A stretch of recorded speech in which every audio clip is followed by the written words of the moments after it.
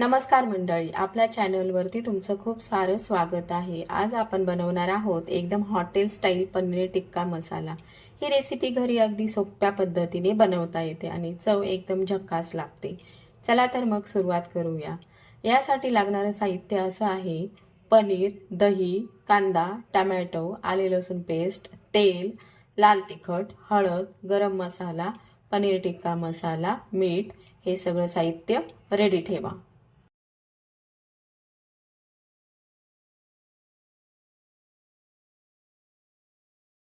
आता पनीरचे चौकोनी तुकडे करून घ्या। कांदा बारीक चिरून घ्या आणि टोमॅटो पण बारीक। आता कढईत तेल गरम करा। पनीरचे तुकडे हलके सोनेरी होईपर्यंत तळून घ्या। जास्त तळू नका, पनीर कडक होईल।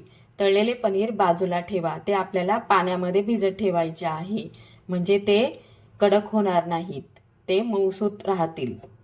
आता त्याच कढईत थोडं तेल गरम करा, त्यामध्ये थोडे खडे मसाले घालायचे आहेत: दालचिनी, काळी मिरी, लवंग। त्यानंतर आले लसूण पेस्ट घालून छान परतवा। आता बारीक चिरलेला कांदा सोनेरी होईपर्यंत परतून घ्या। त्यानंतर टोमॅटो बारीक चिरून घाला। हे मिश्रण तेल सुटेपर्यंत चांगलं शिजवा, यामुळे ग्रेव्हीला छान रंग आणि छान चव येते। आता आपण दह्यामध्ये लाल तिखट, हळद, गरम मसाला आणि पनीर टिक्का मसाला घालून, त्यानंतर मीठ घालून सगळं नीट मिक्स करून घेणार आहोत। आणि हे मिश्रण आपण आता कांदा आणि टोमॅटोच्या मिश्रणामध्ये ॲड करणार आहोत। परत आपण याला छान मिक्स करून परतवून घ्यायचं आहे। आणि आता आपण तळलेले जे पनीर आहे ते यामध्ये ॲड करायचे आहेत आणि हलक्या हाताने मिक्स करायचे आहेत। आपल्याला पाहिजे तेवढी ग्रेव्ही पाहिजे असेल तेवढं पाणी मिक्स करायचं आहे आणि 5 ते 7 मिनिट मंद आचेवरती उकळी येऊ द्यायची आहे।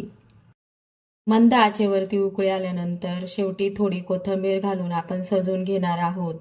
तयार आहे एकदम हॉटेल स्टाईल पनीर टिक्का मसाला। ही भाजी चपाती आणि नान सोबत तुम्ही सर्व करू शकता। जर तुम्हाला ही रेसिपी आवडली असेल तर लाईक करा आणि चॅनलला सबस्क्राईब करा। भेटूया अशा स्वादिष्ट रेसिपीसह, तोपर्यंत धन्यवाद।